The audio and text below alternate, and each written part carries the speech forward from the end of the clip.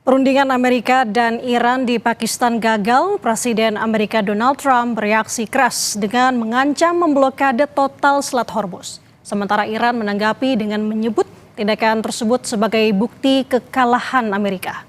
Kita bahas pagi ini, saudara, soal ini bersama dengan Dina Prapto Raharja, praktisi hubungan internasional Sinergi Policies dan analisis Lembaga Kajian Pertahanan Strategis Andrianus Prima. Selamat pagi Mbak Dina, Bang Andrianus. Apa kabar? Selamat pagi. Baik. Oke, saya mau ke Mbak Dina lebih dulu. Mbak Dina, kalau melihat dari perundingan di Pakistan yang tidak menemukan hasil ataupun buntu, Anda melihat ke depannya apa yang akan dilakukan Amerika Serikat dan juga Iran? Amerika Serikat dalam posisi putus asa kalau saya lihat dalam skema kali ini karena komunikasi yang dia lancarkan masih terus berputar di eskalasi ya. Jadi ancaman, kemudian ketidakpastian juga yang terus ditimbulkan kepada pasar. Jadi yang saya bayangkan Amerika Serikat dalam posisi berusaha terus untuk mencari dukungan dari para sekutunya, namun para sekutunya sekarang sudah mulai berhitung sejak ada pembukaan dialog oleh Pakistan, itu sejumlah negara juga mulai melakukan penjajakan ya, bagaimana menegosiasi Iran. Di sini kalau kita bicara soal Selat Hormuz saja, kita pisahkan dari isu lain yang lebih kompleks di Iran dan Timur Tengah, juga terkait dengan Lebanon dan Israel misalnya, hanya Hormuz saja, itu sebenarnya posisi Iran itu boleh dikatakan lebih kuat karena dia harus punya secara hukum internasional pun dia harus punya suara di sana. Negara pantai itu memang punya tugas untuk mempromosikan atau memajukan keamanan saat kapal-kapal melintas. Itu sebabnya mereka harus punya suara dalam bisa menentukan rutenya yang aman itu seperti apa. Kemudian kalaupun mereka menetapkan harus ada kontribusi begitu ya yang diberikan kepada negara kawasan untuk berbagai alasan. Di Selat Malaka aja kita punya skema untuk membersihkan sampah, kemudian untuk bertanggung jawab juga soal ketertiban, patroli dan seterusnya. Hal itu sebenarnya bisa diterapkan. Jadi mustahil sebenarnya membayangkan Amerika Serikat hanya mau menetapkan aturan di Hormuz tanpa mempertimbangkan posisi Iran yang jelas-jelas adalah negara pantai di sana. Oke, menarik. Ini kan melihat dari yang tadi Mbak katakan mengenai negara sekutu Amerika Serikat. Tapi kalau dari rencana memblokade Selat Hormuz ini, apakah Anda melihat Amerika Serikat sudah berkoordinasi dengan negara sekutu? Saya kira tidak. Kalau kita perhatikan ya, wilayah yang paling dirugikan sebenarnya adalah negara-negara sekutu yang berada menghadap ke arah Teluk Persia. Di sana itu ada negara-negara besar yang jelas ekspornya dan kemitraannya dengan negara-negara di seluruh dunia itu jauh lebih kompleks dan sudah lebih dahulu dibangun ketimbang Iran yang sudah berpuluh tahun di embargo. Ada Saudi Arabia, Bahrain, Qatar, semakin bahkan Oman juga. Kalau dilihat dari signifikansi dari blokade yang dilakukan di mulut Laut Arabia, sebenarnya posisinya itu menurut saya lebih merugikan Amerika Serikat dan kedepannya karena para sekutunya akan menjadi semakin lemah, dan saya sulit membayangkan juga bahwa para sekutunya ini akan bisa menyetujui cara-cara sepihak kedepannya, karena kembali ke poin suatu kawasan yang memang dilintasi oleh banyak negara, satu-satunya cara menjaga agar situasi lebih stabil, harga pasar lebih predictable, itu adalah dengan negosiasi, bukan dengan intervensi militer.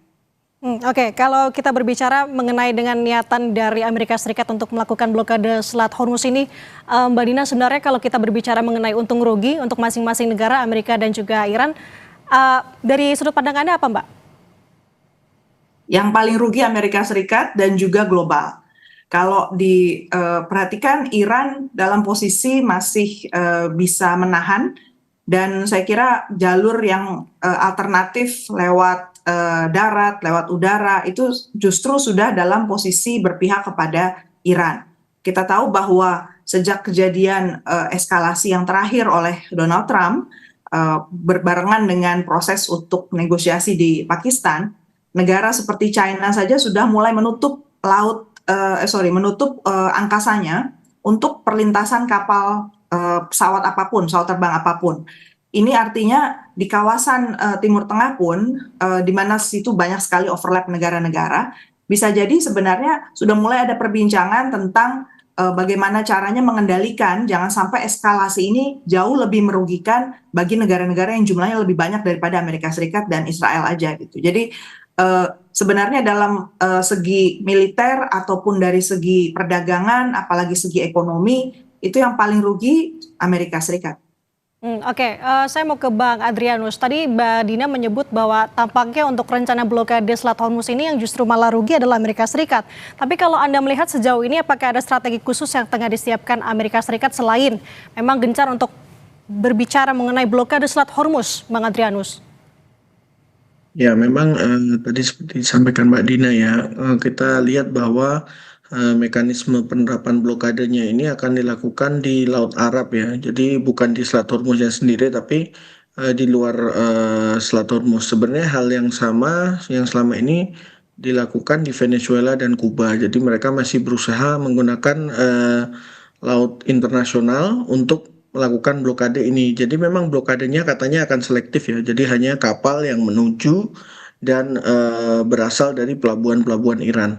Tetapi memang kita harus mempertimbangkan bahwa langkah yang dibilang sama Donald Trump ini tidak akan pandang bulu. Semua kapal yang menuju dan dari Iran ini tentu saja kita bisa lihat bahwa akan berefek, terutama ya yang paling efek itu ke sekutu-sekutu Amerika sendiri di Asia seperti Jepang dan Korea Selatan. Kemudian selain itu tentu saja kemungkinan besar yang ingin dituju dari blokade ini adalah Cina, karena kita tahu selama ini dengan adanya konflik Iran ini yang Amerika masih tidak dengan resmi mendeklarasi sebagai perang ya, karena tidak ada persetujuan Kongres. Ini kan sebenarnya selama ini yang agak disasar ini kan sebenarnya Cina ya, tapi ternyata selama konflik karena berbagai konsesi yang diberikan akhirnya Cina malah menikmati akses terhadap minyak Iran yang lebih luas dibanding sebelum konflik. Jadi memang di sini ada kontradiksi-kontradiksi yang terjadi ya karena perang ini, sehingga secara umum ini blokade ini akan lebih berefek kepada sekutu Amerika di Asia. Nah, kita patut menunggu bagaimana reaksi-reaksi sekutu Amerika di Asia, karena kalau Korea Selatan, kalau kita lihat ya di X itu Presiden Korea Selatan itu sepertinya mulai vokal menyuarakan kekejaman Israel, meskipun ini memang seperti tadi disebutkan sama Mbak Dina memang menjadi lebih kompleks ya jadinya untuk konflik ini, karena ujung-ujungnya menyangkut Israel, menyangkut Lebanon juga gitu. Tapi kita bisa lihat bahwa sikap Presiden Korea Selatan yang secara terbuka di sosial media di X itu dia mengecam masalah kekejaman Israel ini tentu saja berbeda 180 derajat dengan sikap Jepang yang sepertinya masih berusaha untuk menyenangkan Presiden Trump. Nah, di sini memang kita menunggu faktor-faktor tekanan-tekanan dari sekutu Amerika yang ada di Asia. Tapi kita juga harus ingat bahwa sepertinya Donald Trump ini juga cenderung tidak terlalu peduli dengan sekutunya ya kalau dibandingkan dengan presiden-presiden Amerika sebelumnya. Nah, sebenarnya kalau menurut kami yang agak menjadi posisi kritis sekarang adalah bagaimana reaksi Iran. Kalau Iran setelah gencatan senjata memutuskan untuk menyerang kembali negara infrastruktur energi di negara-negara Teluk, nah ini maka akan menjadi hal yang cukup mengkhawatirkan ya kalau kita melihat posisi Indonesia sebagai importir minyak, karena naiknya harga minyak dunia ini kan tentu saja kita akan merasakan. Tetapi kita juga harus melihat bahwa Pakistan itu salah satu reaksi pertamanya begitu gencatan senjata gagal, dia mengirimkan pasukan dan aset-aset pertahanannya ke Arab Saudi. Kita harus ingat bahwa Arab Saudi dan Pakistan ini memiliki Joint Defense Pact ya, jadi mempunyai fakta pertahanan bersama. Nah, di sini akan menjadi cukup sulit posisinya, di mana Iran itu pasti akan berpikir dua kali untuk menyerang tempat-tempat yang dilindungi oleh pasukan Pakistan, karena kita lihat bahwa Pakistan telah menjadi mediator. Jadi memang situasinya cenderung akan lebih kompleks. Tapi memang saya cenderung setuju dengan Mbak Dina, bahwa ini memang menunjukkan Amerika ini sedang panik karena berbagai hal yang dilakukan sekarang ini ada agak kontradiktif. Seperti mungkin kita ambil salah satu poinnya, masalah toll fee atau membayar jasa tol untuk melewati Selat Hormuz. Padahal kita tentu saja masih ingat bahwa Donald Trump sendiri dalam sosial medianya itu pernah menulis bahwa dia akan sharing atau berbagi biaya jasa tol ini. Kenapa sekarang dia mempermasalahkan masalah ini? Tentu saja kita jadi bertanya-tanya faktor eksternal apa yang membuat Donald Trump berubah pikiran gitu. Dan memang kita harus akui ya, memang Donald Trump ini tidak bisa ditebak dan cenderung pelin-pelan. Tapi kita bisa lihat bahwa pernyataan yang cukup eskalatif ini menjadi anomali karena biasanya menjelang weekday kan dia memberikan pernyataan yang positif ya untuk meredam harga minyak, kemudian menaikkan saham Amerika gitu ya. Tapi ini kayaknya menjadi salah satu anomali di mana dia menyatakan adanya eskalasi ketika weekend. Nah, yang menarik juga adalah kita tunggu reaksi publik Amerika. Apalagi di beberapa tempat minyak atau bensin itu sudah menembus $5 nih per galon. Nah, ini kita patut menunggu reaksi publik Amerika juga, begitu. Oke, Bang Adrianus, koreksi saya jika saya salah. Saya tangkap dari pernyataan Anda adalah jadi dengan langkah Trump untuk memblokade Selat Hormuz ini sebenarnya menciptakan keretakan untuk negara sekutu di Asia untuk Amerika Serikat seperti Jepang dan juga Korea Selatan karena ketahanan energi mereka kan sangat terekspos dari Timur Tengah begitu.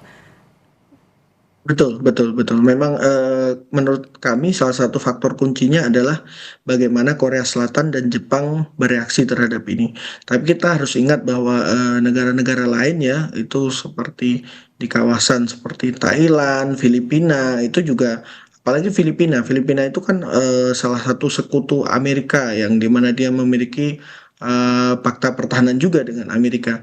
Meskipun mungkin secara strategisnya tidak sekuat Jepang dan Korea Selatan ya, karena kalau Amerika yang dulu kan sangat berusaha menekan hegemoni Cina, jadi mereka harus mengandalkan Korea Selatan dan Jepang yang secara geografis dekat dengan Cina. Cuman kan memang kita harus menyadari bahwa Trump ini sepertinya berusaha berteman dengan semua orang yang dianggap strongman ya, makanya pendekatannya dengan Cina itu akan sedikit berbeda. Tapi tentu saja masih ada unsur-unsur di pemerintahan Amerika ya, terutama terkait ekonomi yang berusaha untuk menekan Cina. Kita bisa lihat dari kebijakan tarif dan sebagainya. Jadi memang secara politis global ini terjadi dinamika yang agak berbeda lah dengan Trump ini. Begitu kalau menurut kami. Oke, saya mau ke Mbak Dina. Mbak Dina kalau melihat dari sanksi ekonomi yang sebelumnya pernah juga dilayangkan begitu ya dari Amerika Serikat kepada Iran, ini tampaknya tidak mengubah sedikit pun sikap Iran sampai dengan sejauh ini. Lalu kenapa, apakah Anda melihat sejauh ini, apakah Trump sebenarnya pede dengan blokade Selat Hormuz ini? Karena kalau misalkan ini memang benar-benar diberlakukan kan akan jauh, justru malah memperkuat narasi mungkin ya Mbak ya, perlawanan rezim di Teheran Iran arahnya ke sana. Jadi Iran ini posisinya sekarang bukan lagi sebagai negara tunggal yang menjadi sasaran tembak Amerika Serikat. Sejalan dengan waktu sekarang sudah memasuki lebih dari 1 bulan, lebih dari 40 hari malah ya, udah menjelang 50 hari. Negara-negara lain justru bisa melihat bahwa pertama Amerika Serikat itu nggak punya strategi yang jitu berhadapan dengan Iran. Sebenarnya apa yang mau disasar dari Iran pun itu nggak jelas. Waktu awal bilang program nuklir, kemudian penggantian rejim, kemudian minyak, nggak ada satupun yang bisa dicapai. Sekarang malah sibuknya dengan Selat Hormuz. Nah sekarang Selat Hormuz ini, kembali ke poin saya awal tadi, bahwa kita nggak bisa lihat ini serangan tunggal kepada Iran, makanya Iran itu sekarang punya upper hand ya kalau bahasa negosiasinya, jadi dia berada di atas karena apa yang melalui Selat Hormuz itu bukan sekedar energi atau dagang produknya Iran yang kemudian bisa dikunci atau sekutunya Iran yang kemudian kalau dimatikan jalannya mereka bisa mati gitu. Bukan seperti itu. Kalau kita kembangkan lagi produk-produk apa saja yang lewat Selat Hormuz itu makin mengerikan sebenarnya dampaknya buat global, makanya si Iran itu dapat angin untuk terus mendukung. Misalnya contohnya Indonesia nih harusnya resah betul karena bukan cuma energi kita yang dimatikan jalurnya, tapi ada sulfuric acid. Sulfuric acid itu adalah chemicals yang sangat-sangat dibutuhkan untuk industri apapun, mulai dari koper ya, perunggu, nikel, kobalt, uranium. Jadi produk-produk yang turunan dari tambang itu hanya bisa diolah menjadi produk selanjutnya kalau ada bahan materi itu. Dan harga barang itu sendiri, bahan baku itu udah sampai 70% meningkatnya. Indonesia yang saat ini sangat bergantung pada pengolahan industri mineral, itu jelas akan sangat tertekan. Bukan cuma produksi kita di segala macam supply chain ya, tapi juga bahwa upaya kita untuk menciptakan ketahanan energi dan lain-lain itu nggak terjadi gitu. Jadi dari segi fosil kita nggak dapat apa-apa, dari segi renewable energy juga kena dampak negatifnya karena produk yang kita cari misalnya untuk membangun baterai untuk EV itu juga akan kena dampak harga yang luar biasa, naik inflasinya. Jadi kita itu harus bisa melihat bahwa Iran itu bukan menjadi sasaran tunggal. Jadi sebenarnya yang harusnya kita bangun solidaritasnya dan kita cari jalan keluarnya itu adalah untuk membantu Iran keluar dari narasi bahwa dialah menjadi sumber masalah dari masalah ini gitu loh. Karena kembali ke poin strategi Amerika Serikat ini betul-betul nggak rapi sama sekali, bahkan tidak ada strategi dan belum sampai hari ini tuh saya bisa yakin bahwa dia sebenarnya bisa bekerja sama dengan Israel. Israel ini jalannya masih liar kemana-mana dan menurut saya si Amerika Serikat juga nggak tahu sebenarnya cara menundukkan Israel juga gimana gitu. Jadi omong kosong sebenarnya bahwa kita duduk bareng sementara si Israel ini masih nggak bisa dipegang dan segala sesuatu itu sebenarnya solusinya lewat duduk bersama, bukan lewat intervensi militer. Itu jelas sekali di kawasan yang sangat kompleks dan choke points yang sangat pendek ya, karena di Hormuz itu cuma 33 sampai 39 kilometer loh. Kalau di Selat Malaka kita 250 kilo yang paling jauh.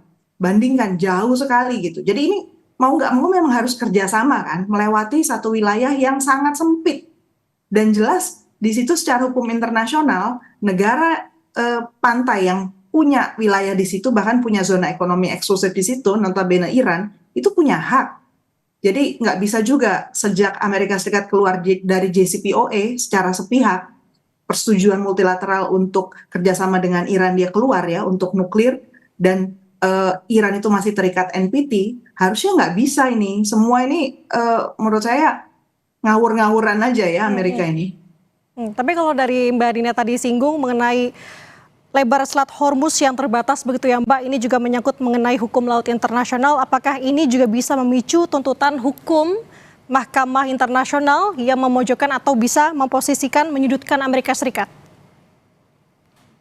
Kalau dilihat dari prosedur, Amerika Serikat tidak menjadi parties, tidak menjadi anggota dari Mahkamah Internasional ICC. Jadi tapi negara-negara internasional itu banyak yang ikut, dan kalau dilihat dari kerusakan yang terjadi, akuntabilitas ini tetap bisa diminta kepada Amerika Serikat lewat isolasi ya. Jadi ke depannya kerjasama, kemudian sanksi, dan PBB ini karena juga sudah agak menurut saya berantakan juga ya gara-gara kejadian ini, itu akan ada repositioning anyway menurut saya ke depannya. Secara politis, kerusakan yang terjadi akibat perang ini tetap harus ada yang menanggung dan nggak bisa menanggung sendiri. Karena yang dilakukan itu semua secara sepihak, keluar dari JCPOA, keluar dari negosiasi di Oman, plus kemudian melakukan penghancuran di berbagai titik yang menyebabkan retaliasi dari Iran. Jadi kalau saya melihatnya, Iran ini nggak bisa dilihat sebagai pihak yang nggak punya hak untuk melawan ya. Karena kalau kita sendiri sebagai satu negara tiba-tiba diserang, padahal kita sudah mematuhi apa segala aturan dan belum ada proses negosiasi. Kata kuncinya itu negosiasi lah. Nggak mungkin masalah yang sepelik misalnya program nuklir ataupun selat yang begitu sempit itu bisa diselesaikan satu cara oleh Amerika yang menjadi polisi dunia. Nggak mungkin. Nah, oke. Nih bagaimana nih Bang Adrianus kalau melihat dari kapabilitas dari Setcom atau Komando Pusat Amerika Serikat, tadi kan menyinggung mengenai blokade ya, lebar Selat Hormuz yang terbatas. Apakah Anda melihat Amerika Serikat sebenarnya mampu untuk melakukan inspeksi kargo tanpa melanggar kedaulatan wilayah perairan Iran atau ada tanggapan lain? Ya, sebenarnya seperti tadi sempat saya sampaikan dan Mbak Dina sampaikan ya, sebenarnya hampir tidak mungkin Amerika ini akan melakukan inspeksi kargonya di Selat Hormuz. Kenapa? Karena mungkin kita bisa lihat saja ya, tidak usah berspekulasi bahwa selama ini pun sebelumnya Trump pernah bilang bahwa untuk asuransi pelayaran katanya pemerintah Amerika yang akan menjamin gitu kan dengan membayar sejumlah premi dan kemudian akan dilakukan pengawalan. Kemudian respon beberapa perusahaan pelayaran adalah mengontak Senkom waktu itu. Tapi Senkom saja bilang bahwa masih beresiko. Jadi di sini kita bisa mengambil ini ya, mengambil garis besar bahwa sebenarnya Senkom pun masih merasa bahwa melintasi Selat Hormuz ini sangat beresiko. Kita juga sudah lihat ya tadi bahwa ada dua destroyer Amerika yang akhirnya putar balik. Meskipun ada yang bilang bahwa salah satu destroyer itu sempat berhasil melewati Selat Hormuz sebelum berputar balik. Tapi di sisi lain kita juga harus melihat bahwa sebenarnya mungkin Senkom atau US Navy secara umum ya ini sebenarnya masih berusaha menghindari konflik terbuka. Kita bisa lihat tidak hanya dari yang terjadi di Selat Hormuz, jadi saat ini kan hanya ada kapal induk Abraham Lincoln karena Gerald R. Ford itu sedang mengalami perbaikan karena kerusakan masalah pipa pembuangannya dan juga katanya kebakaran laundry. Jadi dia masih melakukan perbaikan sehingga tidak akan bisa masuk kembali ke area peperangan di dekat Iran. Nah, Amerika kan mengirim kapal induk kedua untuk mendampingi Abraham Lincoln ya dan kita juga sama-sama tahu Abraham Lincoln juga posisinya tidak dekat dengan Iran gitu kan. Nah, kapal induk George W. Bush ini ternyata tidak melewati terusan Suez karena sepertinya dia menghindari area-area yang dekat dengan Houthi ya. Jadi dia tidak melewati Laut Merah tapi dia memutar melalui Afrika Selatan, jadi melalui Tanjung Harapan. Di sini kita bisa lihat bahwa sebenarnya ada dua kemungkinan antara memang Amerika berusaha menahan atau menyimpan stok rudal interseptornya yang ada di kapal-kapal perusak yang menjadi pengawal kapal induknya, atau memang sebenarnya di dalam Senkom atau US Navy ini masih menganggap bahwa saat ini sangat berisiko, padahal tentu saja kita masih ingat bahwa ini masih dipayungi oleh gencatan senjata yang kita masih punya beberapa hari ini. Nah, di sisi lain kalau kita lihat aset yang lain ya seperti pasukan darat dan juga kita harus ingat ada dua LHD USS Tripoli dan USS Boxer yang ada di situ. Sebenarnya juga kalau kita lihat opsinya itu sangat terbatas apa yang akan dilakukan oleh Amerika. Makanya kalau kita ikuti ya sejak gagalnya perundingan itu ada puluhan penerbangan pesawat kargo militer Amerika dari Eropa, dari Amerika, dari benua Amerika ya, yang mengarah ke Timur Tengah. Dapat kita lihat bahwa memang Amerika itu melakukan restocking ya, resupply dan juga mungkin menambah pasukan. Tapi kita juga bisa lihat bahwa negara sebesar Amerika itu selama dia mengirim pasukan itu tidak bisa diam-diam. Memang ini hal yang harus kita lihat bersama ya, seperti pengiriman kapal dan pesawatnya itu kan sebagian besar diketahui oleh orang. Nah, memang Senkom ini opsinya masih sangat terbatas. Jadi kalaupun mereka beneran menerapkan blokade ya seperti yang tadi saya dan Mbak Dina sampaikan, mereka akan menerapkannya di Laut Arab. Jadi mereka akan cenderung melakukan ini ya, mereka akan boarding atau mereka akan naik ke kapal-kapal yang diduga berasal dari pelabuhan Iran. Jadi kita akan melihat operasi seperti yang mereka lakukan di Venezuela kemarin. Jadi memang di sini kita bisa lihat bahwa kemungkinan bahwa blokade itu berupa serangan kinetik ke secara masif ke pertahanan-pertahanan Iran di sekitar Selat Hormuz ini nampaknya belum akan langsung terjadi ya, kecuali mungkin seperti sebelumnya setelah gencatan senjata berakhir, mereka akan menggunakan serangan-serangan rudal dan juga serangan menggunakan pesawat tempur. Begitu kalau menurut analisis kami. Oke, Bang Adrianus, kalau saya mencermati apa yang Anda katakan, sepertinya memang Amerika Serikat sampai dengan sejauh ini gencar sekali. Dalam bahasa saya adalah pol-polan untuk menyerahkan atau mengerahkan kekuatannya. Tapi kalau untuk bagi AS lagi, ini kembali Bang Adrianus, konflik dan serangan ini kan sudah banyak habiskan dana untuk militer. Nah, kalau misalkan Anda lihat dari sisi reputasi Trump untuk belakangan hari ini juga menurun. Nah, apakah Trump sebenarnya memperhatikan kerugian lebih besar lagi jika memang perang ini berlanjut, Bang Adrianus? Ya, kita harus ini juga ya, sebenarnya saat ini kan kondisinya Kongres Amerika kan belum bisa memutuskan ya secara bulat apakah mereka akan menerima atau apakah akan menghentikan aksi Trump ini. Tapi Trump sendiri sudah menyatakan bahwa dia meminta tambahan dana ya 200 miliar kepada Kongres untuk melanjutkan perang ini. Tapi kita juga harus lihat sepertinya secara politis pun di dalam negeri mulai ada suara-suara yang menolak untuk melanjutkan perang ini, bahwa ini intinya harus segera damai. Apalagi nanti seperti saya sampaikan kalau harga minyak di dalam negeri Amerika makin naik, tentu saja pasti ada reaksi dari orang-orang Amerika. Meskipun sekali lagi kita kan seperti yang kita sama-sama sepakati tadi bahwa Trump ini tidak bisa ditebak. Trump itu bilang kemarin dalam postnya di sosial media bahwa dengan blokade Iran, dia itu kayak mengundang negara-negara yang selama ini bergantung pada minyak Iran untuk membeli minyak ke Amerika.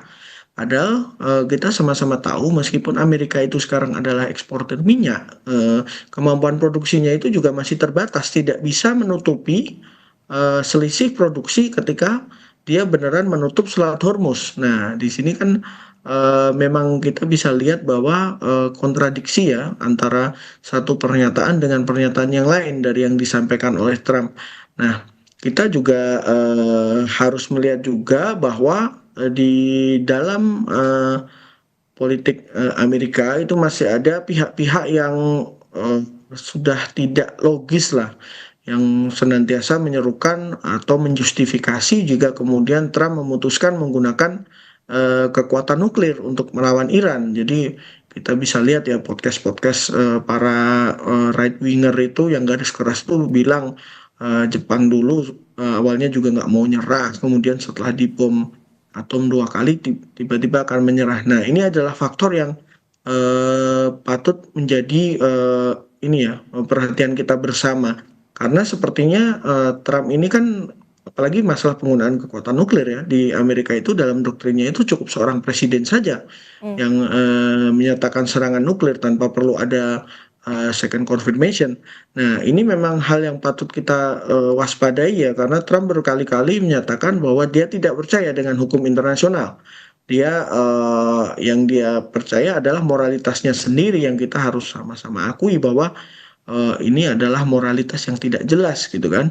Nah, di sini kita juga harus mewaspadai faktor-faktor ini, terutama karena meskipun stok rudal penangkis Amerika itu terus berkurang ya, dan juga rudal penyerang jarak jauhnya itu terus berkurang, bahkan ada yang bilang 30% stok rudal jarak jauh yang bisa dibawa pesawat itu sudah dipakai dalam perang Iran ini, tapi kita masih harus menyadari bahwa Amerika itu adalah kekuatan militer terbesar di di dunia, sorry.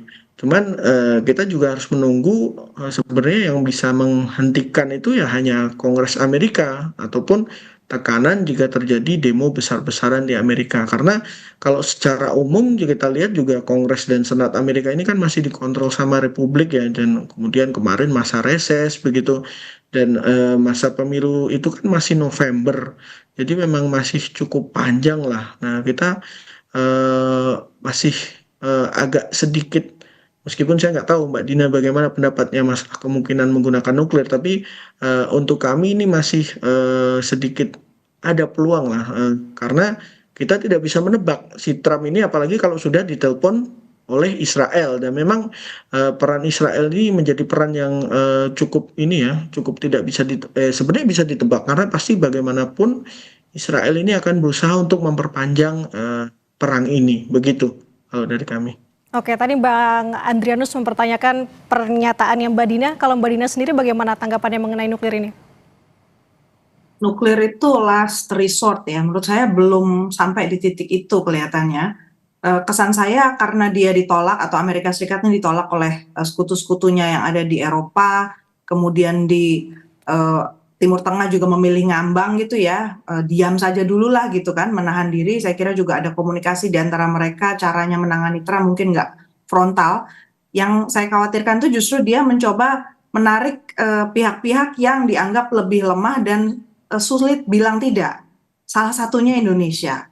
Karena di kawasan kita ini entah gimana mulai muncul kan ternyata rahasia yang sempat di bulan Februari 2026 itu ada pembicaraan antara presiden kita dengan Presiden Amerika Serikat Donald Trump soal blanket US overnight access, di mana di situ pesawat-pesawat tempur Amerika Serikat itu minta diizinkan lewat di wilayah kita tanpa tanpa proses yang panjang gitu. Alasannya waktu itu untuk kerjasama militer gitu ya. Tapi dalam situasi yang seperti sekarang, ini bisa saja narasinya itu satu hal, aslinya itu nanti digunakan untuk yang lain. Karena penggunaan wilayah kedaulatan kita untuk dilalui oleh negara lain tanpa proses negosiasi lebih lanjut, apalagi kalau pressure-nya ini justru kita nggak lihat nih ya, di dalam negeri sendiri dibicarakannya sama siapa selain di Kementerian Pertahanan dan oleh kantor presiden.